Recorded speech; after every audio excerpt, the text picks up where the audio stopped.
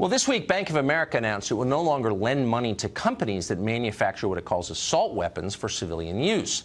That move comes in the wake of Citigroup's announcement it won't work with retailers unless they bar gun sales to people under 21. News accounts describe these as victories for gun control, and they are. But they're not victories for America. Even if you hate guns and you hate gun owners, even if you want to repeal the Second Amendment entirely, you should not be celebrating this development. You should be worried. It is a threat to you and the country, and here's why. Bank of America is the second largest American bank by assets. A lot of nice people work there. It's huge. It holds more than 10% of all bank deposits in America. The company is big enough that if it aligned with other companies and took direction from progressive groups, as it is in this case, it could make sweeping changes to America without even a single vote being cast. This is a change. It used to be that political activists lobbied lawmakers in Congress when they wanted something changed. They gave money. Those donations were recorded. The rest of us could see it happen. That's happening less and less. Now, they lobby big companies.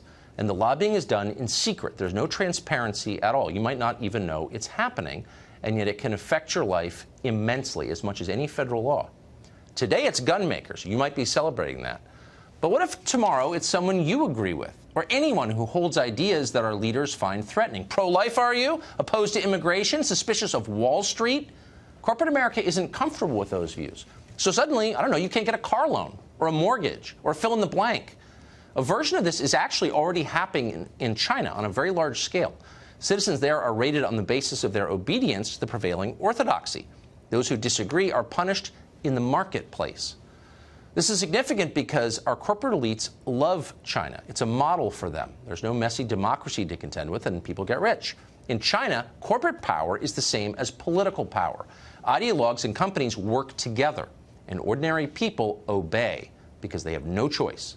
Suddenly, America is moving in that direction. It's ominous. Bank of America ought to stick to banking. It does a good job at that, and it's safer for everybody when they stay in their lane.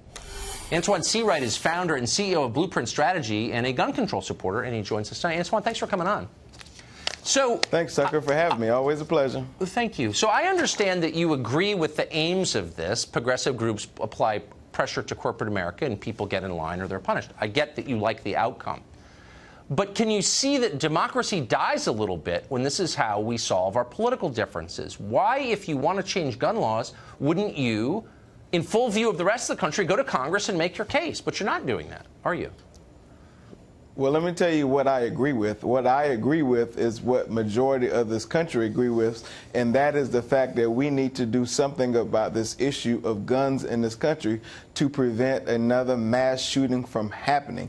I agree with 75% or somewhere north of that agree with. And look, I commend Bank of America. I'm sorry, I don't want to interrupt you, but I just want to be clear. Those numbers don't mean anything. Something should be done. Tucker, they may not mean anything. I agree with that.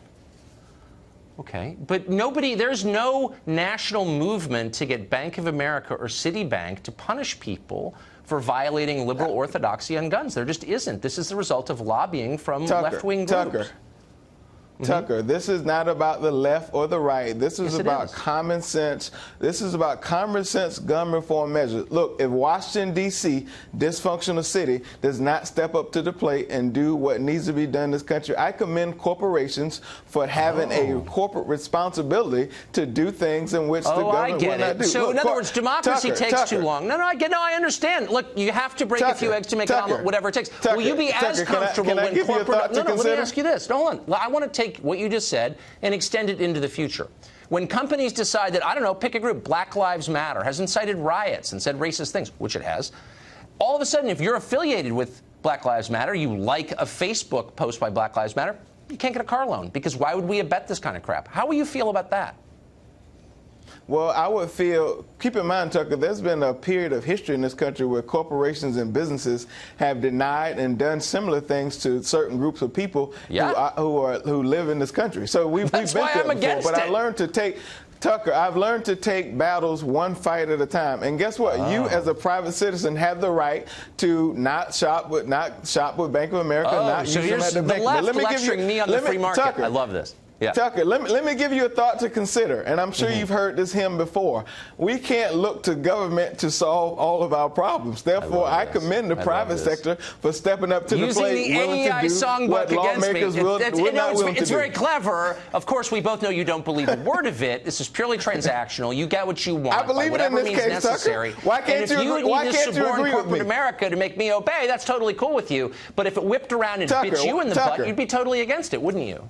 Tucker, why can't you agree with me that it takes the private sector and government to get things done sometimes in this country? Why can't you agree with that Where fact? did you get these talking points? Were you an intern for Paul Ryan at one point? I mean, I guess what's so Orwellian about this? What I stand for is common sense gun reform measures that make sense, and I commend the private sector just for fun. for stepping up to the plate. Try to utter a sentence that is straightforward and actually means what it sounds like. Let's take all of the propaganda, all the cant out of this, and just say what we mean. Well, what you mean clearly is whatever we need to do to make people obey, including using banks or whatever instrument, we're happy to do because the ends justify the means. If you just say that, you know what? I will genuflect before you in gratitude for your honesty. Will you just say that? Tucker, bless your heart, and I know you want to put things in my mouth to make something sound a certain way, but that's not what I'm saying. All I'm saying is I commend corporations like Bank of America and others who have stepped up to the plate and who are willing to do what lawmakers in Washington, D.C. and across the country are not willing to do. You and the Chinese government, I can see that. Antoine, thank you so much for joining us. Good to see you. Thank you, Tucker.